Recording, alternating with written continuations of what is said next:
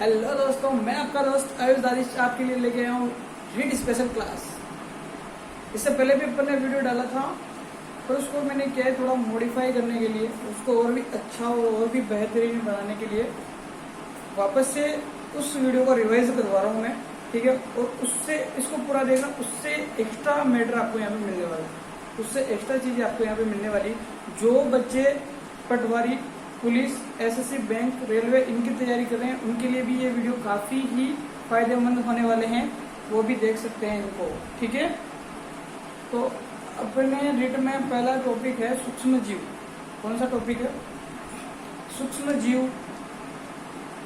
कुछ लोगों को मेरी एक बात बहुत ही अच्छी लगी, उन्होंने ये कमेंट भी किया था कि आपका एक डायलॉग है कि घोड़ा जचंती ऑन द रोड, ये सबसे बेस्ट लगा। उन लोगों के लिए बहुत बहुत थैंक यू मेरी तरफ से। और पहली वीडियो पे आप लोगों ने 400 प्लस व्यूज किए, आप लोगों ने प्यार दिया, वो भी मात्र और पहली वीडियो में पहले ही दिन वो भी 400 व्यूज, उसके लिए आपका बहुत बहुत मैं शुक्रगुजार हूँ, ठीक है।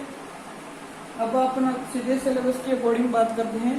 तो अपना रीड का पहला टॉपिक है सूक्ष्म जीव, ठीक है, उनके लाभ तथा हानियां, ठीक है। अब सूक्ष्म जीवों के बारे में अपन बात पहले भी कर चुके थे, एक बार और देखते हैं कौन कौन से सूक्ष्म जीव होते हैं। जीवाणु, विषाणु, कवक, प्रोटोजोआ,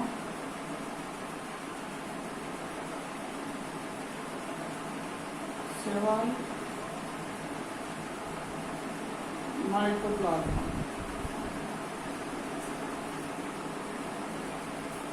बट अपने रीड के एग्जाम के अकॉर्डिंग मात्र 3 ही मेजर पोर्शन दिए हुए हैं। वो तीनों कौन कौन से हैं?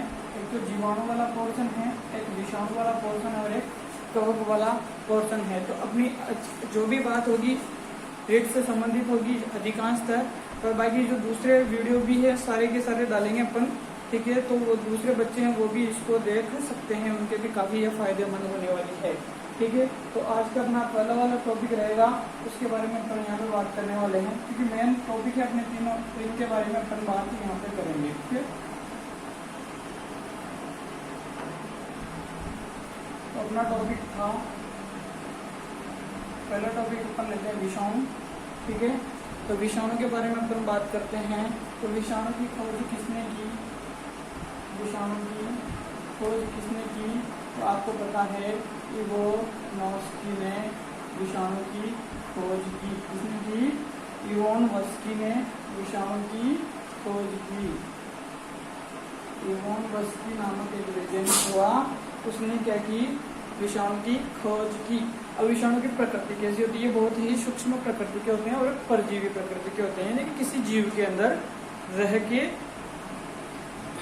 के ही ये क्या करते हैं, अपने आप को जीवित या सजीव अवस्था में रख पाते हैं। तो ये क्या होते हैं? सूक्ष्म होते हैं, है ना। इसको इलेक्ट्रॉन सूक्ष्मदर्शी की सहायता से देखा जाता है। इलेक्ट्रॉन सूक्ष्मदर्शी की सहायता से इनको देखा जाता है। इसकी सहायता से देखा जाता है, इलेक्ट्रॉन सूक्ष्मदर्शी की सहायता से इनको देखा जाता है। तीसरी चीज क्या होती है? ये अविकल्पी होते हैं। ये क्या होते हैं? अविकल्पी होते हैं। ये क्या होते हैं फ्रेंड्स? अविकल्पी प्रकृति के होते हैं। अविकल्पी का मतलब क्या होता है कि जब तक ये किसी मानव के शरीर में या किसी जीव के शरीर में प्रवेश नहीं करते हैं, तब तक ये मृत अवस्था में होते हैं। जैसे ही ये किसी व्यक्ति या किसी जीव के शरीर में प्रवेश करते हैं, ये सजीव अवस्था में आ जाते हैं। यानी कि इसकी प्रकृति निर्जीव तथा सजीव दोनों प्रकार की होती है। यानी कि बाहर जब होते हैं ये निर्जीव प्रकृति के होते हैं, तो जैसे ही किसी जीव में प्रवेश करते हैं ये सजीव प्रकृति के हो जाते हैं। समझ में आई नहीं बात? यहाँ तक की बात आपके समझ में आ चुकी होगी, ठीक है। तो अपन देखते हैं अब विषाणु शब्द का अर्थ क्या होता है। विषाणु शब्द का अर्थ क्या होता है? तो विषाणु शब्द का अर्थ होता है पॉइजन फ्लूइड।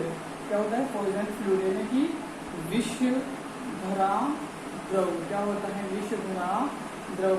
आज की क्लास और भी ज्यादा ट्रिकी होने वाली, क्योंकि इसमें बहुत सारी चीजें नहीं मिलने वाली है आपको यहाँ पर, ठीक है। तो इसको देखना नहीं भूल रहे, ठीक है, क्योंकि कुछ मान लो कोई ऐसा एक टॉपिक निकल के आ जाता है, उसमें से आपके क्वेश्चन बैठ सकता है, यानी कि 2-5 मिनट एक्स्ट्रा लगने से अगर आपका क्वेश्चन बनता है तो ये बहुत ही इंपॉर्टेंट चीज रहती है, ठीक है। इसके बाद में देखते हैं अपन विषाणु का अर्थ हो गया जिस शाखा के अंदर विषाणुओं का अध्ययन किया जाता है वो शाखा कहलाती है वायरोलॉजी। क्या कहलाती है? वायरोलॉजी कहलाती है। वायरोलॉजी के अंदर विषाणु के संबंधित प्रजनन, है ना, विषाणु का जिस प्रकार से विषाणु की हानियां, है ना, विषाणु की हानियां, विषाणु की संरचना, आकारिकी, कार्यकी, है ना, आकारिकी, कार्यकी, इन सब का अध्ययन इसके अंदर वायरोलॉजी के अंदर किया जाता है। इसके अंदर किया जाता है, वायरोलॉजी के अंदर किया जाता है, ठीक है। यहाँ तक की बात आपको समझ में आ गई होगी, यहाँ तक की बात आपको समझ में आ गई होगी। अभी देखा अपन ने इवोनोव्स्की, इवोन वस्की, इसने इसकी खोज की। एक खोज किसने की भैया? एक ही तंबाकू के अंदर, ठीक है। तंबाकू में कौन से वायरस के बारे में? तंबाकू मोजेक वायरस के बारे में सबसे पहले जो इसकी बात की इन्होंने, इवोनोव्स्की ने, इसके अंदर तंबाकू के मोजेक वायरस के अंदर। एक और क्वेश्चन है बहुत इंपॉर्टेंट, स्टीनले नामक वैज्ञानिक है, स्टीनले नामक वैज्ञानिक है, स्टीनले नामक वैज्ञानिक है। इसने क्या किया भैया? इसने क्या EMV का क्रिस्टलीकरण, जो तंबाकू मोजेक वायरस है इसका क्या कर दिया इन्होंने? क्रिस्टलीकरण कर दिया। क्या कर दिया फ्रेंड्स? इसका क्रिस्टलीकरण कर दिया। यहाँ तक की बात आपको अच्छे से समझ में आ गई होगी, यहाँ तक की बात आपको समझ में आई होगी। कुछ जो वायरस होते हैं, कुछ वायरस जीवाणुभोजी प्रकार के होते हैं। कैसे होते हैं? जीवाणुभोजी प्रकार के होते हैं। अब जीवाणुभोजी प्रकार का मतलब क्या होता है? जो हमारे शरीर के अंदर जो हानिकारक बैक्टीरिया होते हैं, ठीक है, तो उनको नष्ट करने के लिए ये वायरस होते हैं। उनको नष्ट करने के लिए क्या होते हैं?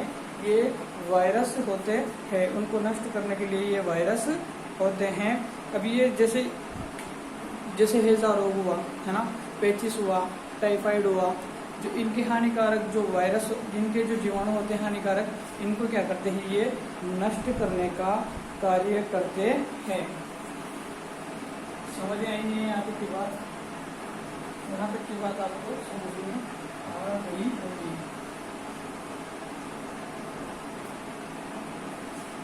विषाणु के लाभ क्या होंगे?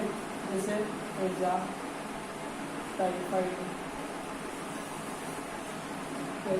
टाइफाइड, पेचिस, है ना, इनके जो अंदर जो जीवाणु होते हैं, ये जो जीवाणु होते हैं, इनको क्या करते हैं? वायरस नष्ट करते हैं।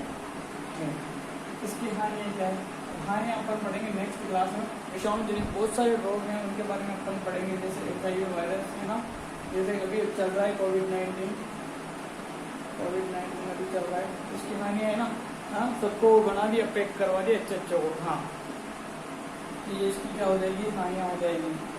अब इसके आगे की बात अपन अभी करते हैं जस्ट, है ना।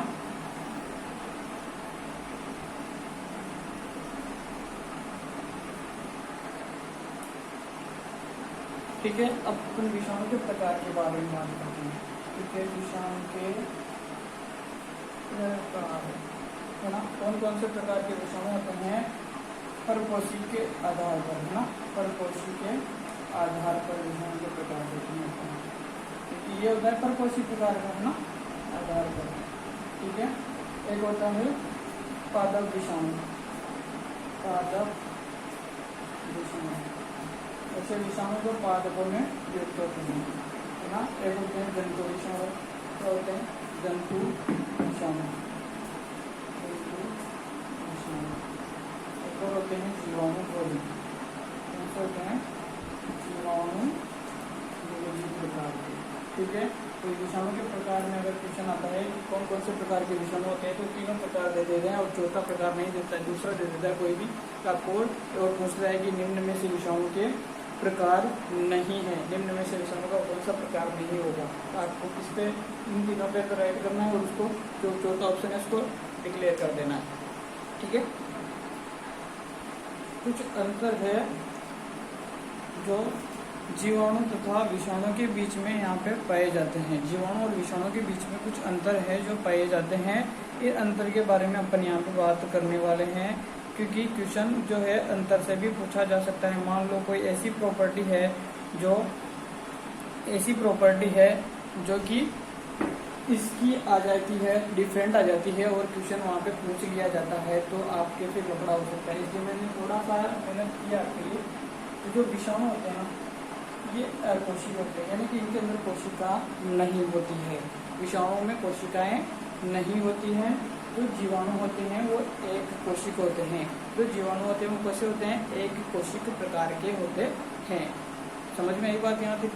ठीक है, जीवित कोशिका में बाहर सुषुप्त अवस्था में होते हैं विषाणु, और जैसे ही किसी के अंदर प्रवेश करते हैं वो क्या हो जाते हैं, जीवित हो जाते हैं। समझ रहे हो मेरी बात को? परंतु जो जीवाणु होते हैं वो क्या होते हैं, कभी सुषुप्त अवस्था में नहीं होते हैं। जीवाणु सुषुप्त अवस्था में नहीं होते, यानी कि हमेशा वो क्या होते हैं, जीवित अवस्था में ही होते हैं। जो जीवाणु का आकार होता है, जो विषाणु का आकार होता है वो जीवाणु से छोटा होता है।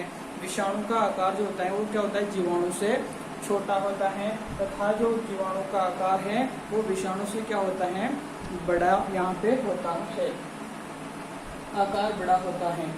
विषाणुओं को हम कलेक्ट कर सकते हैं, संग्रहित कर सकते हैं, स्टोर कर सकते हैं हम विषाणु को, बट जीवाणु को हम संग्रहित नहीं कर सकते हैं, क्योंकि जीवाणु निर्जीव अवस्था में नहीं पाया जाता है, परंतु विषाणु निर्जीव अवस्था में पाया जाता है। इसलिए हम इनको संग्रहित कर सकते हैं, क्रिस्टल बना के इनको हम क्या कर सकते हैं, संग्रहित कर सकते हैं। अभी मैंने बताया था टीएमपी का क्रिस्टलीकरण किसने किया था, याद है आपको?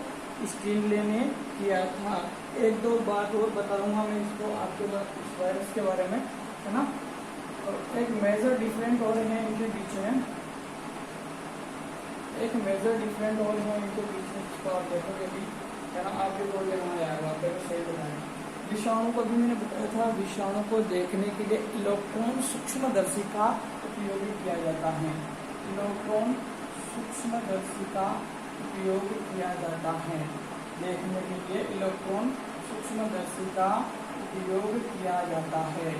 परंतु जीवाणु को देखने के लिए प्रकाशिक सूक्ष्मदर्शी का उपयोग किया जाता है। वेरी वेरी इंपॉर्टेंट, प्रकाशिक सूक्ष्मदर्शी का उपयोग किया जाता है। इसको आप नोट कर लें, कंफ्यूजन आ सकता है कि प्रकाशिक सूक्ष्मदर्शी का उपयोग किसको देखने में किया जाता है।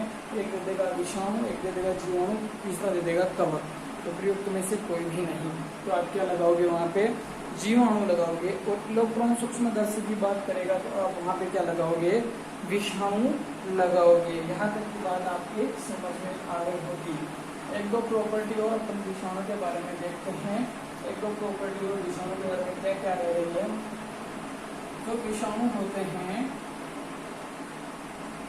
विषाणु के अंदर प्रोटीन तथा न्यूक्लिक अम्ल दोनों पाए जाते हैं। बस प्रोटीन तथा न्यूक्लिक अम्ल से ये बने होते हैं, न्यूक्लिक एसिड से ये बने होते हैं। ठीक है, न्यूक्लिक एसिड से ये बने होते हैं, ठीक है ना। प्रोटीन तथा न्यूक्लिक अम्ल से ये बने होते हैं। हिंदी में लिख देता हूँ मैं आपको, समझिए। प्रोटीन प्लस न्यूक्लिक अम्ल से ये बने होते हैं, ठीक है। इनमें अनुवांशिक पदार्थ